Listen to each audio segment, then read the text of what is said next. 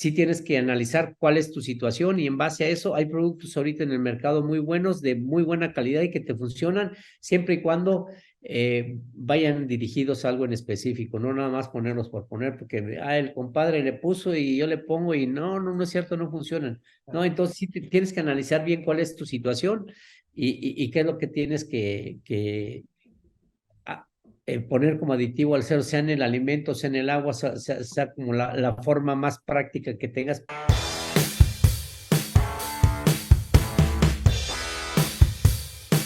Bienvenidos a otro episodio de Cerdocast. Mi nombre es Leandro del Tufo y voy a ser su anfitrión el día de hoy. Algo que a mí me gusta pensar es que cuando uno tiene la oportunidad de hablar, de discutir con personas que tienen experiencia en granja, de repente dando consultoría, una cosa muy importante, que es casi una obligación que tiene que hacer es entender dónde están los principales desafíos, dónde están las principales oportunidades que esa persona con su experiencia ve en sus consultorías y tratar de compartirlo con otras personas. Quizás no llegue ese consultor de manera física a cada sistema de producción, pero va a llegar con la palabra. Y hoy tengo la suerte de presentarles a Gerardo Gómez. Gerardo, ¿cómo estás? Muy bien, Andrew, ¿y tú? Muy bien, por acá, un gusto tenerte acá en Soroca, Gerardo. El placer es para mí, el gusto, y espero poder compartir algo que sea de beneficio para tus oyentes, a los que nos escuchan. Seguro que sí. Gerardo, si querés comenzar contándonos un poquito sobre tu trayectoria y el rol que estás desempeñando ahora. Ok, mi nombre es Gerardo Gómez López, soy médico veterinario zootecnista, soy egresado de la Facultad de Medicina y Veterinaria y Zootecnia de la Universidad Autónoma del Estado de México, generación 82-87. Tengo ya un poco más de 28 años de trabajo directo en producción porcina, con diferentes empresas, con diferentes sistemas de producción, principalmente acá en la zona de los Altos de Jalisco. Estoy en Tepatitlán, Jalisco, y esta ha sido mi mayor área de trabajo, aunque también he trabajado en algunas empresas en el Bajío, en centro sur de México, lo que es Puebla, Veracruz, en empresas como Avigrupo, La Fortuna, en Bachoco estuve como gerente de producción, acá en Jalisco, en el Gran Chaparral, Ciudad del Huevo, Postel 4, etcétera, varias empresas exclusivamente productoras de cerdo. Y actualmente, esto fue hasta el 2019, que trabajé directo en producción. Ya del 2019 a la fecha me he dedicado a dar consultorías en granjas, igual directamente en las empresas, tanto en México como en Centroamérica. Actualmente estoy como gerente técnico de OPP Group para México, Centroamérica y el Caribe. Nuestra área de acción ha sido Nicaragua, Guatemala, El Salvador, Dominicana principalmente. Es donde hemos estado trabajando con los porcicultores en forma directa. Excelente, Gerardo, gracias por esa presentación. Algo que me gustaría empezar preguntándote es, en tu experiencia, con una trayectoria destacada, ¿no? y de bastante tiempo, ¿cuáles son esos desafíos actuales que vos ves en lo que hace a Sitio 2? Hoy nos vamos a centrar en Sitio 2 y si has visto que esos desafíos han mudado a lo largo del tiempo. Vamos a aprovechar esa trayectoria que tenés. ¿Has visto que han mudado esos desafíos en Sitio 2? Sí, han mudado los desafíos a través de los años, así como ha avanzado la genética, la nutrición, los sistemas de producción también, las enfermedades, los desafíos van avanzando igual. Te digo, en el 2000, antes del 2000 no conocíamos PIRS todavía, pero había otros virus y las bacterias, pues sí, se han cambiado a través del tiempo. Digo, son diferentes sistemas de producción, pero aún así las enfermedades siguen afectando bastante y son muchas situaciones que se van dando como para ir controlando o ir haciendo que los desafíos o nos rebasen o los controlemos, pero al final de cuentas siempre vamos buscando el modo de, si no controlarlos al 100%, sí convivir y poder trabajar y ser eficientes. O sea, no quiere decir que una granja actualmente el día de hoy que tenga PIRS no pueda tener buenos resultados en sitio 2. Hay granjas que son PIRS positivas, estables, y tienen unos números bastante buenos de acuerdo a las metas y los objetivos que tiene cada empresa, que todas se parecen. Alcanzar 30 kilos a 70 días es un reto, pero hay granjas que traen ya hasta 32, 33, hay granjas que se quedan con 25, 26. ¿Por qué? Por el tema de PIRS. PIRS te quita 5 kilos en destete, hablando específicamente de esta enfermedad, pero hay algunas otras como Parasuis, como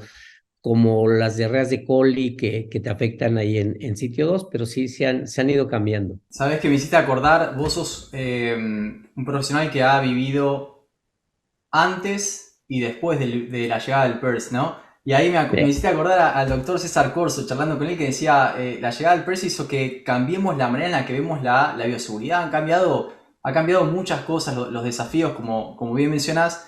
Y también mencionaste que trabajas no solamente con foco en México, y mencionaste algunos sistemas de producción súper referentes, sino también en Centroamérica. Y ahí te quería preguntar, ¿cambian los desafíos según la región también, más allá del estatus positivo o negativo de PERS y otras enfermedades? Sí cambian por la cuestión geográfica, la cuestión climatológica. Ahorita en Centroamérica están a 28, 30 grados en algunos lados, aquí estamos a 20, 22, entonces sí cambian. Y como decía el doctor César Costo, aquí en México clasificamos las granjas en dos: las que tienen PIRS y las que les va a dar, nada más, no hay de otras, dicen. O sea, es que sí es inevitable esto. Y así también como es tan dañino el PIRS, el PERS es otra situación de la que podemos hablar ahorita, que es el personal, que también tiene mucho que ver en esta parte de la producción. Me interesa eso porque en todas las geografías nos quejamos o la industria ve como una problemática el tema del recurso humano. Y yo a veces digo, bueno, si en Latinoamérica lo vemos como una dificultad, imagínate lo que está pasando lo que hace rato, que pasa en Estados Unidos o incluso en España, que es súper complejo. Entonces digo, nos quejamos de nada, porque es gratis. Pero bueno, me interesa saber ahí también tu opinión, o sea, cuáles son esos desafíos que vos ves en términos de recursos humanos y qué es lo que se puede llegar a hacer como para superar eso. Ok, mira, respondiendo tu pregunta anterior, lo que pasa en Centroamérica, sí es diferente los desafíos que hay allá, o sea, por el tema del clima, porque también a veces la falta de tecnología, al menos donde yo conozco, no quisiera generalizar, pero al menos donde he ido, no hay climas controlados, todo es ambiente natural, entonces es bien difícil controlar el clima, para que un lechón tenga un muy buen desarrollo en sitio 2, ocupa de tres factores desde mi punto de vista, tres conceptos. Uno es agua disponible y de buena calidad, porque muchas veces tenemos agua disponible, pero no de buena calidad, o a veces tenemos agua de buena calidad, pero no disponible, porque no consideramos un bebedero, chupeta o chupón, como se llame, por cada 10 cerdos, le metemos uno por cada 25. El segundo concepto es alimentación disponible y de buena calidad. Y ya hablaremos de lo que es alimentación y nutrición, porque son dos cosas diferentes y a veces las englobamos en uno. Y el tercer concepto, desde mi punto de vista, es confort. Ahí es donde viene todo el manejo y todo lo que se puede hacer en confort. Es ventilación, es espacio por comedero, es humedad, son muchas cosas lo de confort. Si cumplimos con eso, el lechón se desarrolla bien o no. Pero sí, en Centroamérica creo que las condiciones de clima no ayudan mucho porque no las podemos controlar tan fácil. No digo que en México esté todo tecnificado, también hay granjas que son de temperatura natural, lo manejamos con cortinas y todo, pero como ya estamos más adaptados y el clima es muy cambiante y de repente nos llegan vientos fríos, pues tendremos que subir o bajar cortinas. Allá en Centroamérica hay algunas granjas que ni cortinas existen en sitio 2, están totalmente al aire libre y con los techos nada más, porque no se requiere más, pero sí hay temporaditas de frío, de lluvia que les afecta y eso hace que detonen en enfermedades. Sí, sí, Así sí. es. Respecto al personal, híjoles, sí hace falta mucho trabajo de nosotros los médicos o los responsables de granja de capacitar bien al personal. Tenemos que capacitarlo, entrenarlo, motivarlo para que haga los trabajos simples, no hacer cosas tan extraordinarias como tal. Simplemente si hacemos lo básico, donde le tenemos un manual de procedimientos, donde están descritos todas las actividades, pudiera oírse fácil, pero en la realidad no es así. Entrenas al personal y se va.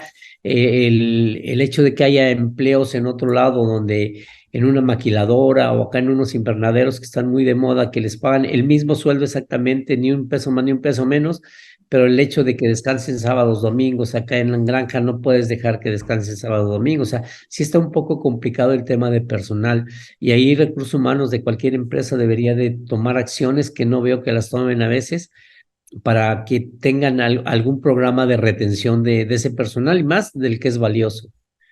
Sí, es un tema muy extenso, Leandro, y sí, yo siempre que voy me peleo con la gente de recursos humanos de que deberían de actuar un poco más, por el bien se nos van a veces por 50, 100 pesos más a otro lado, porque no tenemos ese programa de incentivos o de bonos o algo como para lograr que el personal que vale la pena se quede. Totalmente de acuerdo y ahí te quería preguntar, ¿qué es lo que vos viste en práctica, que aprovechando, ¿no?, que visitas o has visitado tantos sistemas de producción, muchos muy referentes, ¿qué es lo que vos viste que puede llegar a ayudar en primero, en ese reclutamiento, entrenamiento y sobre todo retención, ¿no? Porque si uno tiene un buen flujo de personas que llegan, pero así como llegan se te van, obviamente uno tiene que estar todo el tiempo alimentando ese equipo. Entonces, ¿qué es lo que vos recomendás a los sistemas de producción que nos están escuchando? Recomiendo, digo, que recursos humanos esté alineado con producción, porque de repente como que trabajan por separado, cada quien quiere hacer su trabajo y justifica, a ver, ocupas 3 personas, aquí están las 3 personas, espérate, yo ocupo unas personas con este perfil y ellos a veces se concretan en contratar a la persona, ¿no? El hecho de que les expliquen desde un principio cuál es el trabajo. ¿Sabes por qué me ha tocado ver gente que se va desde el primer día? Porque nunca les explicaron recursos humanos que para entrar a una granja se tienen que duchar, ¿sí? Es un requisito para entrar a una granja, el ducharse, el cumplir con cierta bioseguridad, y como no se lo explican desde ahí, no, pues yo no me baño y más si en zonas que hace frío y yo no, porque no me gusta, porque me van a ver, etcétera. O sea, son algunas cosas que he visto que se van. Los horarios, el ambiente de trabajo que hay, cuando no hay una buena armonía, porque el líder de la granja no crea esas condiciones de camaradería, también es motivo que se va.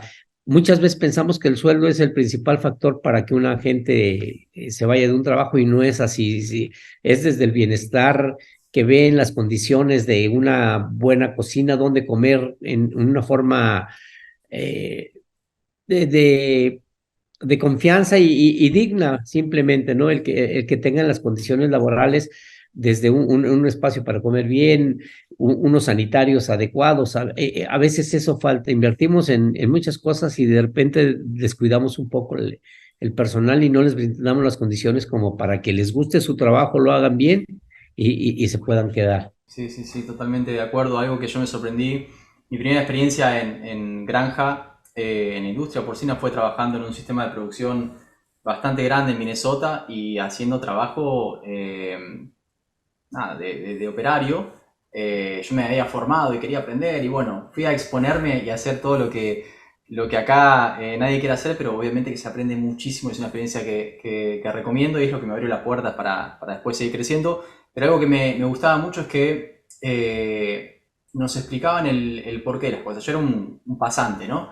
Nos explicaban siempre el porqué de las cosas. Entonces, desde cuestiones básicas como regulación de un comedero, hasta cómo hacíamos el despunte, o sea, en qué se basaba y cuáles eran los resultados que esperábamos. Un montón de cuestiones que hacen al día a día y cuando te lo explican, genera una especie de efecto positivo desde cómo te trabaja la autoestima. Porque uno dice, bueno, yo hago esto, pero yo sé por qué lo hago. Entonces, eso es un mensaje que a mí que no cuesta nada, no cuesta nada hacerlo y tiene un impacto muy grande. Es algo que siempre me gusta transmitir, que se implemente y que se trabaje eso, se trabaje la formación y el autoestima de las personas, ese bienestar del que tanto se habla en los animales, uno lo tiene que trabajar también en los equipos como para que sea algo que funcione, ¿no? Sí, perfecto. Eso te digo, primero desde que les expliquen bien el trabajo, horarios, todas las condiciones de trabajo, y ya una vez que aceptan el trabajo, el encargado de esa granja Yo trabajo mucho con los mandos medios, Leandro. O sea,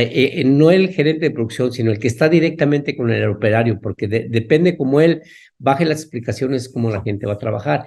Y el hecho de explicarles cómo regular el comedero, por qué tienen que tener espacios vacíos el comedero para que el lechón se estimule y esté. El lechón es muy curioso. Entonces, ya entrando en tema de la alimentación, nutrición.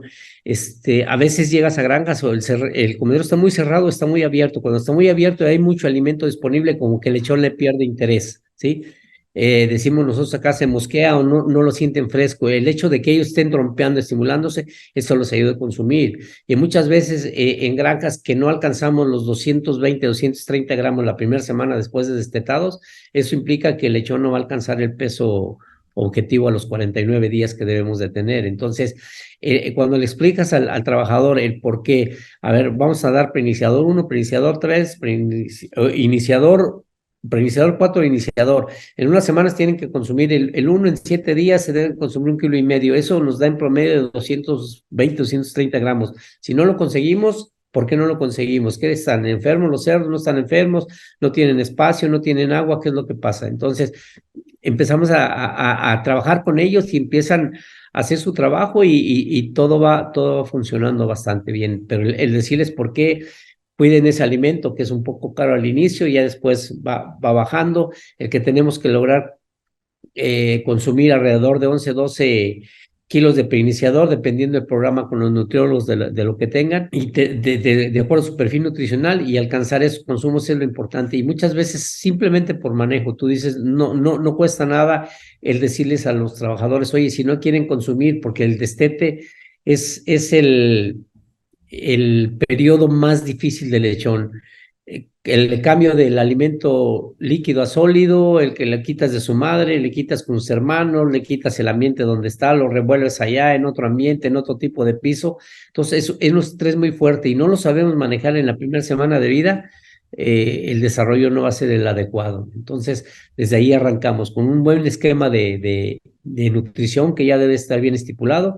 Y te decía, nutrir es una cosa y alimentar es otra, porque nutrir, si tenemos unas fórmulas balanceadas con el perfil nutricional que el cerdo requiere de acuerdo a su genética, ahí lo vamos a tener, pero si no se lo damos adecuadamente o no hacemos que lo consuman, eso es, por eso decir, una cosa es alimentar y otra cosa es nutrir. La nutrición puede estar correcta, pero la alimentación a veces no. Entonces, o a veces sí tenemos una buena alimentación, pero el alimento no cubre el perfil nutricional de la genética o de la etapa, no se van a dar las cosas.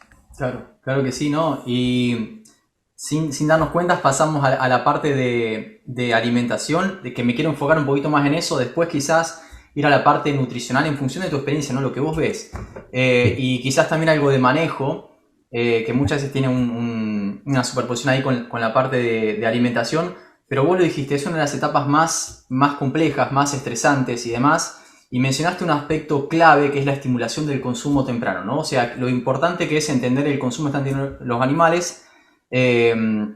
Hace poco se publicó un estudio donde básicamente se evalúan dos tipos de genéticas diferentes, una genética moderna seleccionada para deposición de magro al final, digamos, para llegar a pesos pesados, ¿no? De una manera eficiente. Y lo que se vio es que lo que pasa cuando uno esa curva sigmoide la estira, se generan ciertos desafíos en etapas tempranas, como que maduran más lentamente. Llegan bien al final, con buena eficiencia, pero se te hace un poquito más complicado abajo. Entonces ahí es importantísimo esto que estás mencionando, la estimulación temprana de consumo, el medir. Y quería preguntarte, ¿qué cosas o qué cuestiones dentro de lo que es alimentación podemos implementar como para ayudar un poquito a los lechones? Mira, esto inicia desde la alimentación en maternidad. El hecho de estarles ofreciendo ese preiniciador fase 0, fase 1 o con lo que cuenta la granja desde maternidad, desde el día 7, pero irlo haciendo en la forma correcta. Se debe dar poco y frecuente, pocas cantidades y en más tiempos durante el día. Porque si llegan sin saber comer al sitio 2, ahí vamos a tener muchos problemas. Entonces, si ya vienen consumiendo desde maternidad ese alimento sólido, nos va a facilitar el trabajo en sitio 2. Si no lo tienen, tenemos que trabajar mucho. El personal debe estar muy capacitado y muy entrenado desde dar una papilla, pero que sea una papilla, no un atole, porque muchas veces la consistencia del alimento no se lo ofrecemos como debe ser al lechón y no lo consume.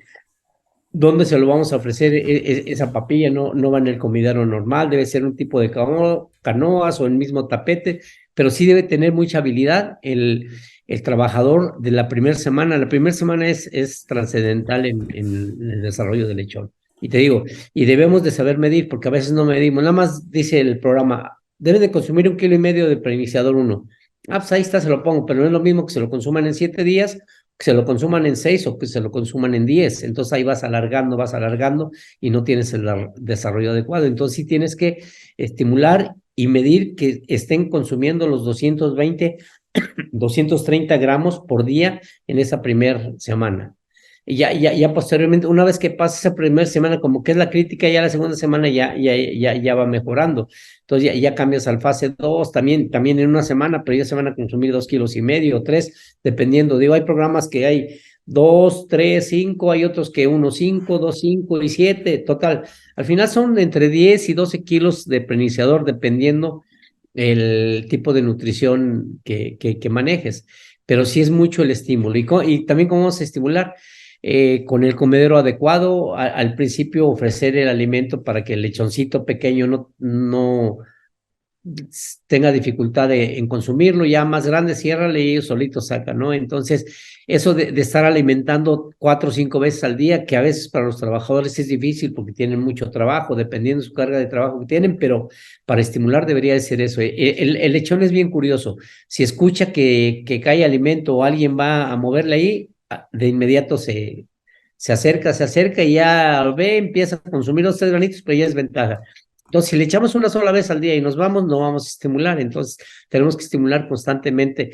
Por eso la premisa de poco y frecuente aplica mucho tanto en maternidad como en destete. He visto que llega el trabajador y le avienta un bulto completo, un saco completo al comedero y el lechoncito, sin saber, no tiene ni la fuerza para estarle trompeando el sistema para que vaya bajando el alimento. Entonces, son cositas que tenemos que tener mucho en cuenta de capacitar bien al personal para la parte de alimentación. Te digo, la primera semana es muy importante. Sí, ¿no? Y vos hablás y de nuevo a mí se me viene a la cabeza volver a lo mismo, a lo clave que es el factor humano, porque vos decís, ok, sí, yo tengo un montón de estudios que muestran que la alimentación al pie de la madre, el creep feeding que le llaman, ayuda a que los animales conozcan el alimento y que tengan un comienzo mejor al destete, ¿no? Que está buenísimo, está.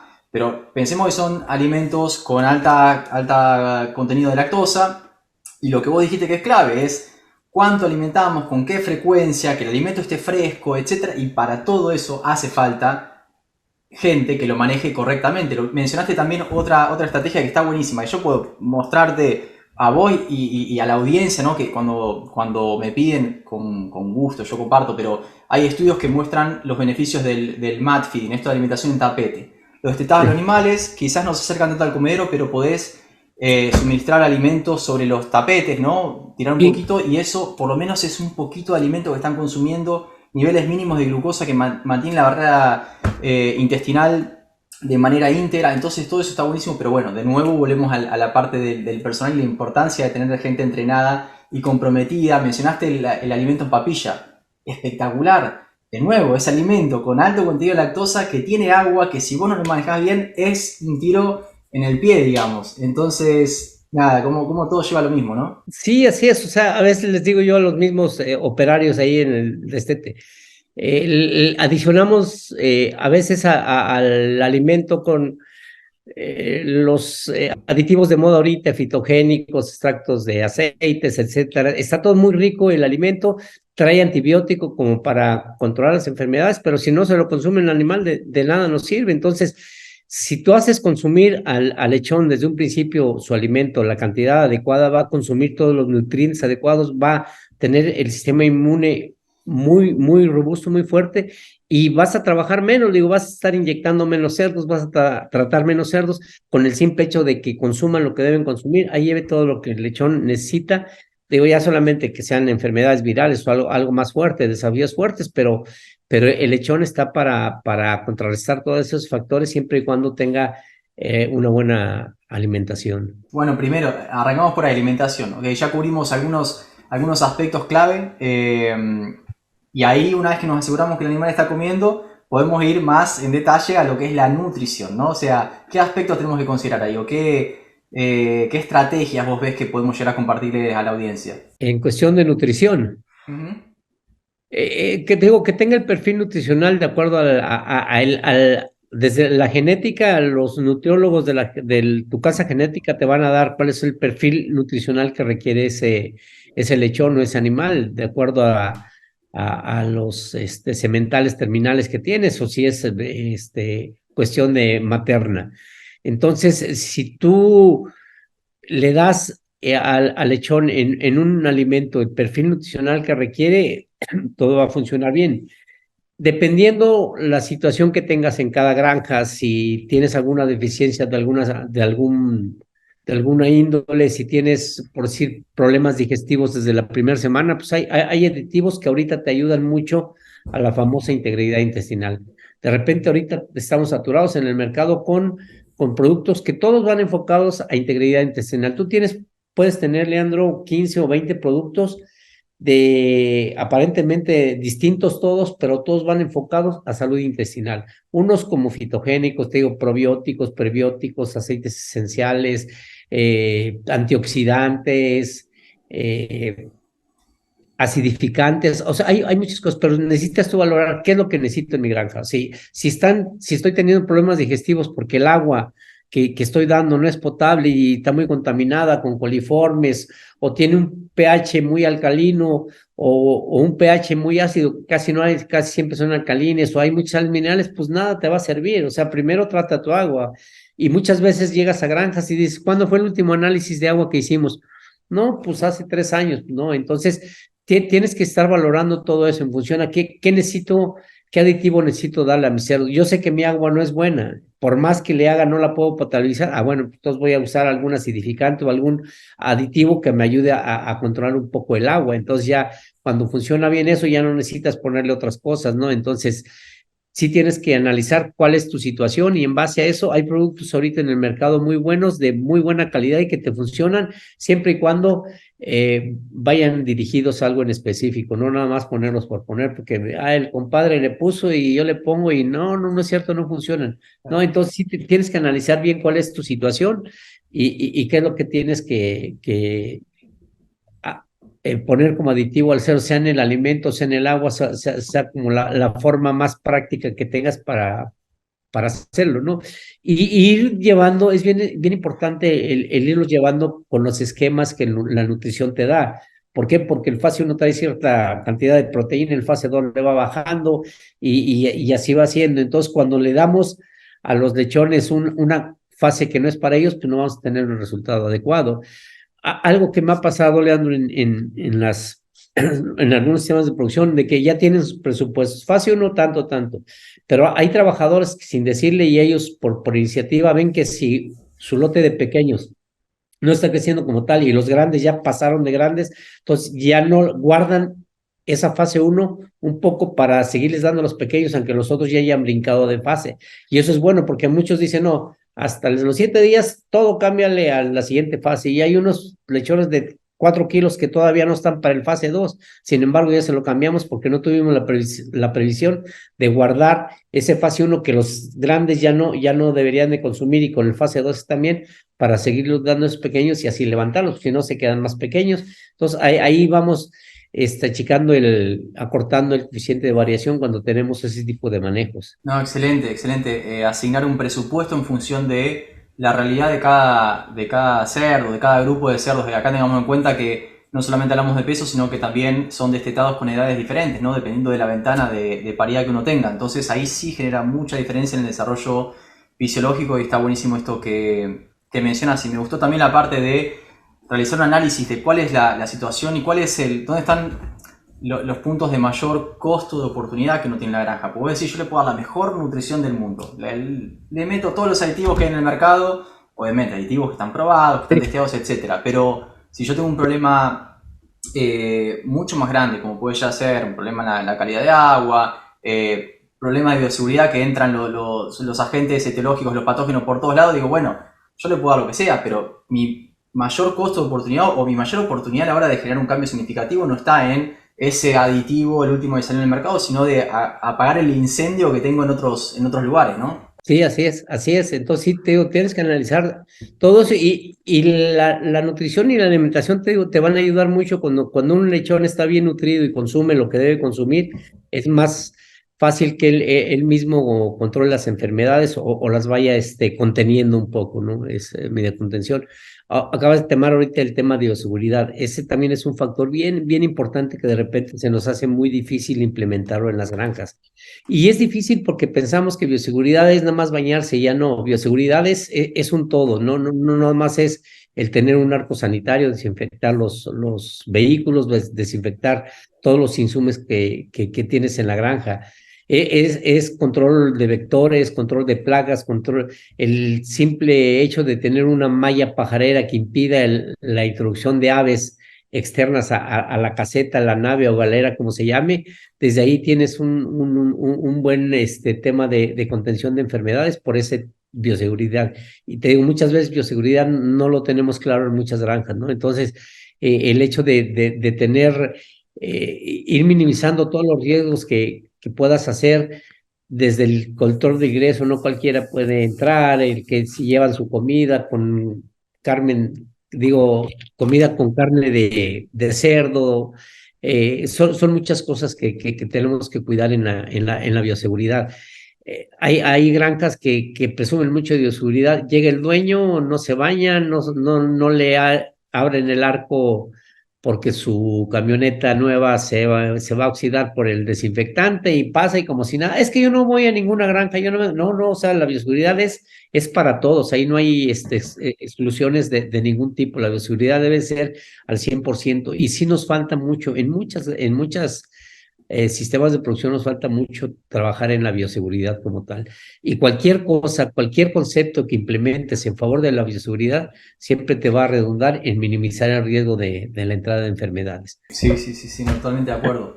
Gerardo, acá este es un mensaje que tenés la oportunidad de darle, nos escuchan desde productores grandes, de repente con más tecnología incorporada o niveles de bioseguridad mucho más profesionalizados, por así decirlo, a productores pequeños que pueden llegar a encontrar una oportunidad en todo esto que estás compartiendo.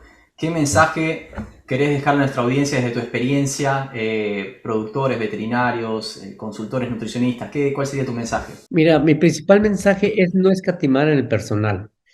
Realmente, no sé, todos los sistemas de producción tienen costos diferentes, pero en lo que yo he trabajado y lo que he visto, el personal aproximadamente nos cuesta entre un 6 y un 8% del costo total de producción. El 75% más o menos es la alimentación, ¿sí? Pero en el personal nos cuesta ese 6-8%, pero dependemos al 100% de él. Entonces, muchas veces catimamos el pagarles lo justo, tampoco se trata de pagar extra, pero sí, el no escatimar en el personal, en cualquier área de producción, ahorita nos estamos enfocando en sitio 2, pero sí el que consideren que el personal es imprescindible para que todos los manejos se hagan de forma correcta y estemos logrando los objetivos que nos hayamos trazado. O sea, una meta en general de alcanzar 30 kilos a los 70 días de edad, para muchos es muy complicado, muy difícil, no lo logran, para muchos lo logran y logran un poco más. Pero sí, va en función de la calidad de alimento, la calidad de instalaciones, pero el personal tiene mucho que ver. De nada me sirve tener una buena instalación si no la puedo manejar. Sí, el simple apretar un botón para ir corrigiendo las curvas de temperatura, que al recibirlos de 28 grados, bajarle a 26, 24 cada semana, si no tengo un personal capacitado para ellos. De nada me sirve tener una buena nutrición que me cuesta muy cara porque es muy eficiente si no la va a dar correctamente el trabajador. De nada más sirve que tener los buenos esquemas de vacunación, de medicación, de todo lo que tengo, si no los llevamos como debe de ser, ¿no? El hecho de dar una dosis de un medicamento que no es la correcta porque el trabajador no hizo la cuenta correcta, entonces, si no escatimar en la parte del personal, capacitarlo, entrenarlo y retenerlo lo más posible, esa es una de las cosas que yo les quisiera decir como consejo. El otro es que trabajen en base a manuales de procedimientos, en establecer las prioridades a través de un checklist para que la gente no se pierda y sepa qué es lo importante y qué es lo urgente, porque muchas veces hacemos lo urgente y dejamos de hacer lo importante. Entonces, eso es muy recomendable, trabajar en base a manuales de procedimientos. Y otra cosa también que como consejo, vayámonos a lo básico. De repente queremos hacer otras cosas, evaluaciones muy avanzadas, pero nos olvidamos de lo básico, de las temperaturas, de las ventilaciones, los espacios por comedero, espacios por vital mínimo de lechón en sitio 2 que debe ser 0.35, o sea, 350 centímetros cuadrados. De repente, por querer aprovechar las instalaciones o sacarles más kilos por metro cuadrado, les metemos de más y eso va afectando el desarrollo del cerdo. El tener un bebedero por cada 10 cerdos, no por cada 15, no por cada 20, cuestiones básicas. El ABC de los cerdos se nos olvida mucho, y aunado con los desafíos que tenemos de enfermedades, pues no vamos a alcanzar las metas. Entonces, esas tres cosas, para no dejar, como digamos, mucha tarea, es el no escatimar en el recurso humano, capacitarlo, el trabajar en base a manuales de procedimiento y el irnos bien a lo básico, al ABC de la porcicultura. Yo creo que con eso podemos avanzar bastante, Leandro. Gerardo, no me queda más que agradecerte tu participación y que nos compartas tu experiencia y tus consejos. Y bueno, esperemos tenerte pronto de nuevo acá en Cerdocast, ¿sí? El placer fue para mí, Leandro, y agradecido con la invitación, y estamos a la orden. Dale, un abrazo grande.